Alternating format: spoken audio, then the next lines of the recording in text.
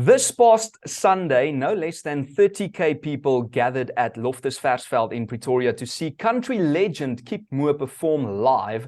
American country music singer and songwriter Kipling Christian Moore is signed to MCA Nashville, and I have the privilege of having a quick chat with him before his next concert in Cape Town this weekend. How's it, Kip? It's good to be talking to you guys. We're just hanging out at some of the vineyards today. And look at that beautiful view, man. I want to start with your name. How did Kipling Christian Moore change to Kip Moore?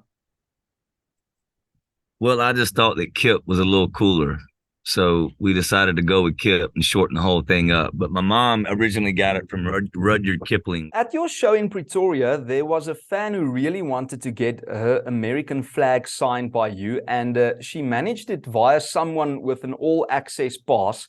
I want to ask you, how does one balance all the attention you give to your fans with the quality product we still saw on stage at the same time?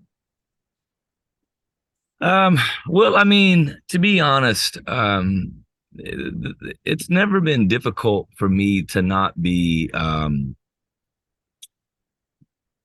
trying to think of how to say this. I've never lost myself in any of this thing. So it's not when there's people wanting pictures or stuff signed, that's never a problem. It's the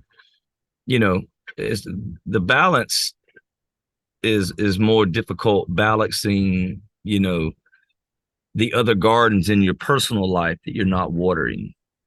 So that's where the balance comes in, and still putting in the time to be as good as you can be at your craft. And music has been my mistress for a long, long time. So it's kind of garnered all of my attention, but I've also realized that I've neglected balance in my life. And that's where the balance comes in, being cool to fans and giving yourself to that. It can get a little hectic in a bar if you're really just getting pulled in every direction.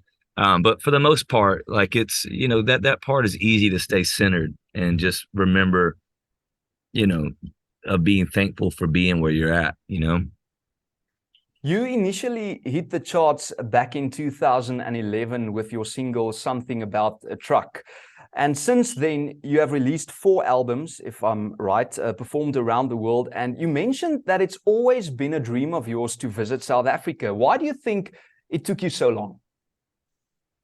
Well, I mean, it took me this long because, I never knew there was a fan base here. It just happened to be the promoter and radio from BOK. It just happened to be him contacting me and being like, "You got a big fan base here. We want to try to put you up in Cape Town." And then it led to Pretoria and you guys. And I just don't think I knew that it was an actual fan base in South Africa until within the last year. So you were surprised. And your next show is happening in Cape Town this weekend. What can fans expect of this one?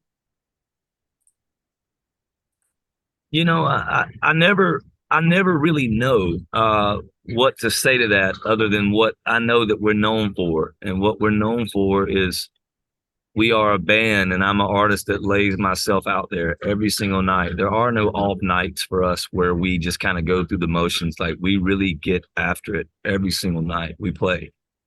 We try to play like it's the last show we're going to have every time. But the beauty in our thing is we are a live band at all times. So you never really know what to expect. Like, the crowd can take us to heights that we didn't know that we could even get to. I want to quickly touch base on your new single, Drill Down Deep Enough. And there's a beautiful conflict, you say, at the core of most things. But Kip, you put it simple enough with your new release, Damn Love. What does this song mean to you personally?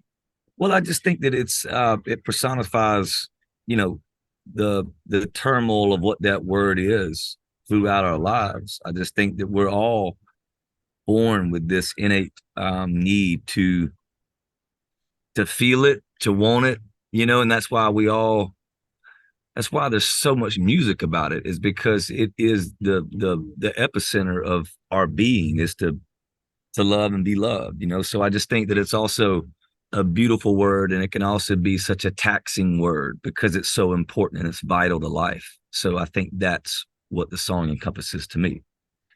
Would you describe yourself as a lone wolf? I mean, I've always, yeah, a lone wolf. I don't know. I've kind of always done life on my own terms. And I've never really been worried about what the crowd's doing. So I think that makes me seem like that. And I do think that I desire solitude more than most. But, I think that I'm like anybody in the sense of, you need that solitude, but then you also desire that companionship the minute you get too much of the solitude. Wow. And there's a good reason that you have sold millions of records and gathered billions of streams. What can, well, I already asked that, but aside from your tour here in South Africa, what stands out to you as one of your biggest highlights during your time here? Did you see or experience something cool that stood out to you? I mean, I think I experienced and have experienced a lot of things so far that were great. I mean, even being here in this vineyard is unreal, but I think that that's not what I'm taking back with me. We've done some amazing hikes and we've been to some great beaches and eaten some great food, but so far it's just been, for me, what is sticking with me the most is the way that people have treated us. I think that's the most special part about the trip, is the way we've been embraced and just treated, walking around the streets and those kind of things. That's what I'll take back with me. Oh, fantastic. And thank you very much for your time, Kip. It's truly appreciated. Hey, what's up, guys? I'm Kip Moore, and you're listening to The Lunch Punch. Thank you so much for your time, Kip. I know you have a lot of interviews lined up, and it was amazing to see you here in Pretoria as well. Good luck with the show there in Cape Town. You too, buddy. Take care. Enjoy.